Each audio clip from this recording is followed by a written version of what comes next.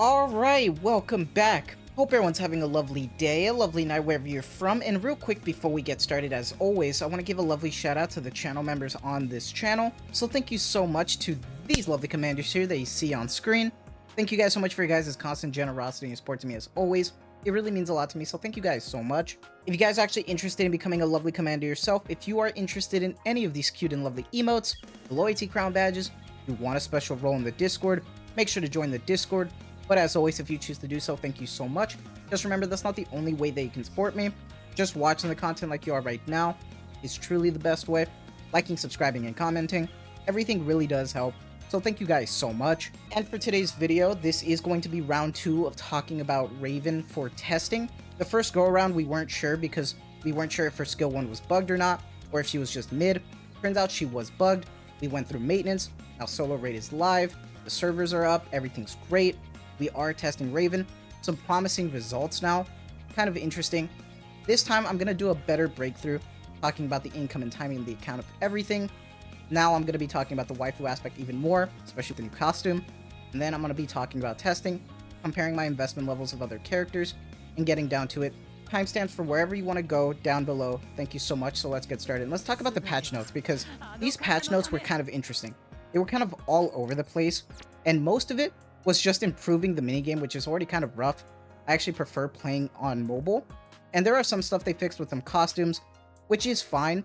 But we're looking at number 18 here, because it's number 18, it says right here.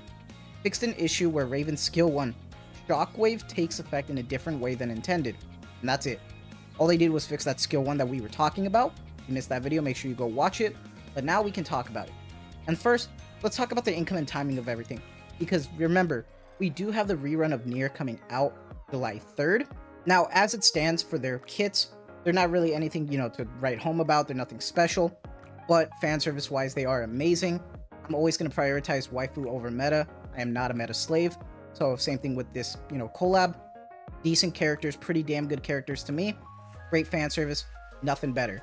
So, especially in this case now with Raven being fixed, if you have the investment for her, I actually think it's worth picking up one copy, because in terms of the Iron DPS, I think she is now up there at least top 3 or top 2 in my opinion. She is really solid. Depending in some circumstances, whether there's damage to parts or not, she might actually be doing better than Red Hood.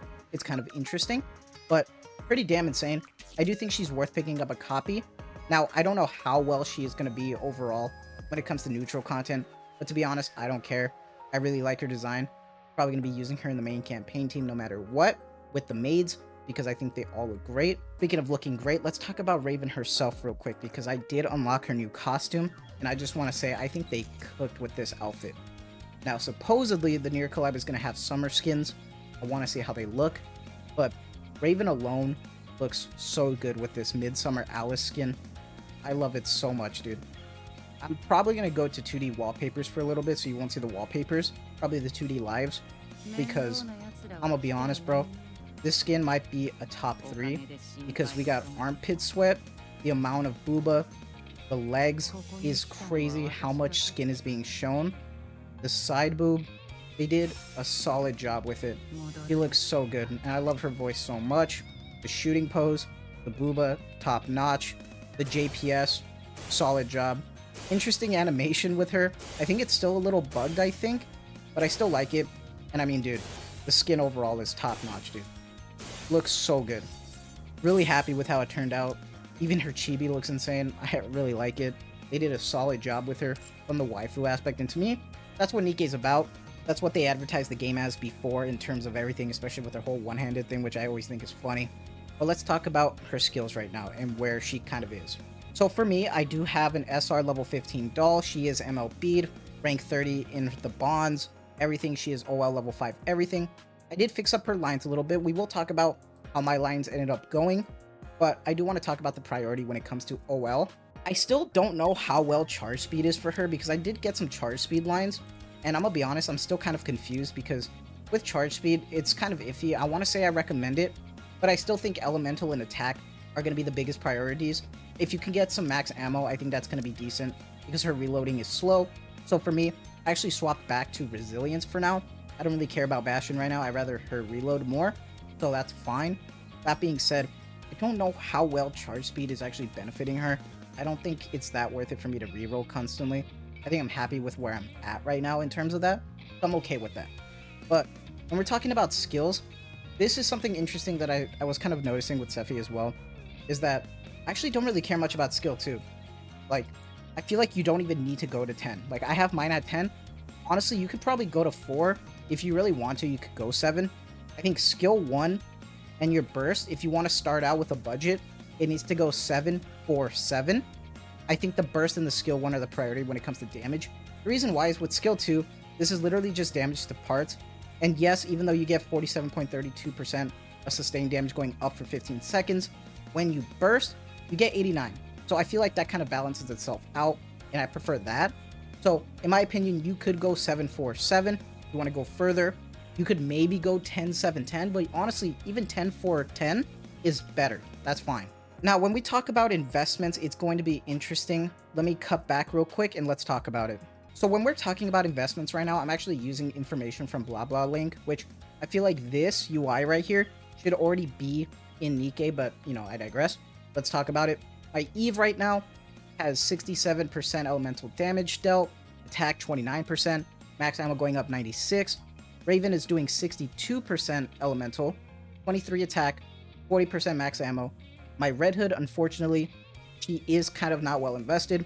I have some decent damage in attack. I only have 1 elemental damage dealt line for Rappy Red Hood, and I think like 2 attack lines and a bunch of max ammo. And she does have an SR level 15 doll as well with 10, 10, 10. But you can see the differences between the elemental damage, unfortunately. Red Hood has a little bit more than my Rappy Red Hood at 44%, a lot more attack, and a little bit of max ammo.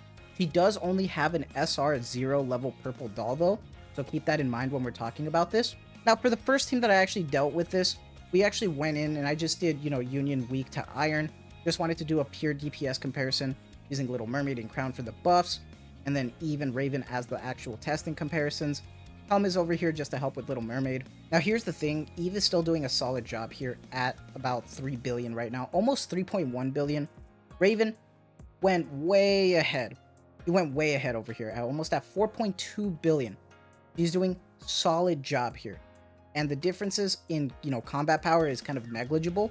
It's like basically like 4K difference right now. And honestly, in terms of investment between my Eve and Raven, it's not that different. So my Raven is doing a lot more. And this is kind of what I expected. So when she wasn't doing as much as Eve, it was kind of like a question mark. So it's good to see that these are the numbers that we're seeing right now. Eve is still doing decent. Raven's just doing kind of better here. And now this time I actually wanted to do a comparison between my Rappy Red Hood and Raven. Now here's the thing. My Rappy Red Hood does a lot of damage. She is my strongest character in my roster. She is my #1 strongest. However, here's the thing.